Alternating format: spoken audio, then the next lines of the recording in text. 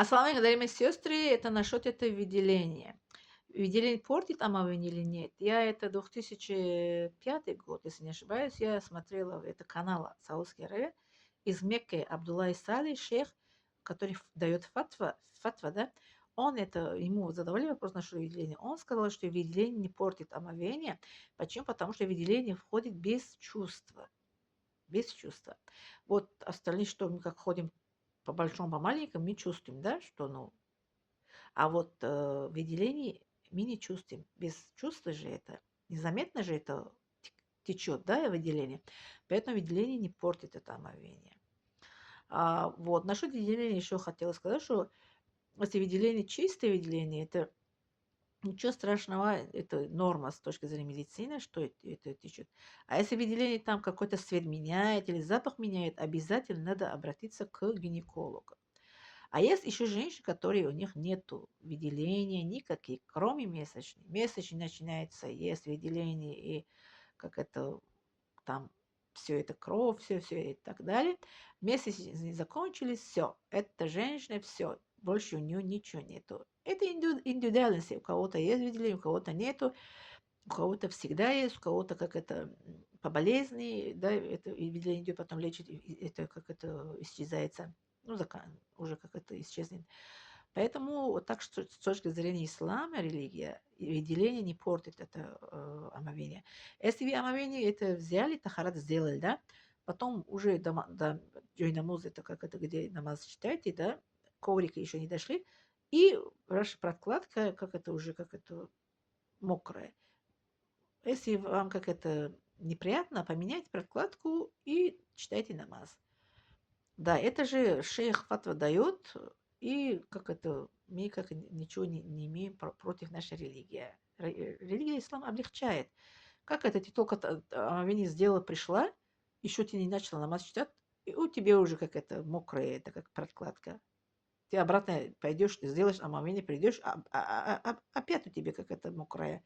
Ты что, каждый раз будешь это омовение сделать, тахара сделать? Нет, конечно. Вот.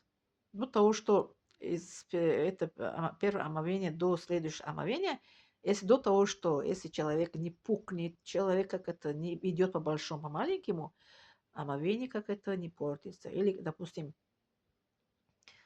другие есть это причины. Но насчет женский половой орган, вот столько я это женский, как это задний пароход.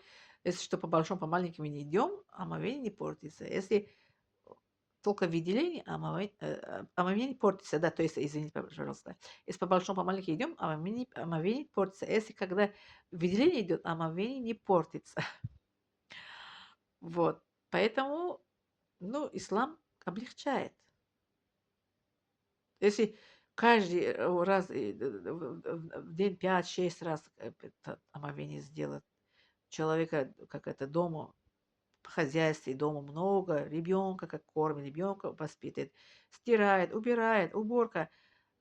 Вот видите, как это омовение. А есть еще женщина, которые, вот, допустим, я, бывает, зухрет омовение делает, до этого последний намаз у меня омовение бывает. Это когда зимой, допустим, мало воды пьем, правильно? Омовение я могу держать. А если лето, нет, не могу держать омовение. Ну, потом 2 намаза читаю, зугур, аср. Потом омовение это чистое омовение, это ну, беру. Вот. А вот как это индивидуальность женщина от женщины, девочка от девочки отличается. Кто-то омовение держит на 2-3 намаза, кто-то на 2 намаза, кто-то не может каждый намаз как это ходит это по маленькому и делать как омовение. Вот так. Спасибо за внимание. Ставьте лайк, что другие тоже смотрели. Поделитесь, что тоже другие смотрели, что вы тоже благо будет для вас. Мисс Рамадан, иншалла. И если кто-то только зашла, кто-то из девчонки или из матери, подпишите, пожалуйста. Дальнейший будет хороший, полезный видео, иншалла.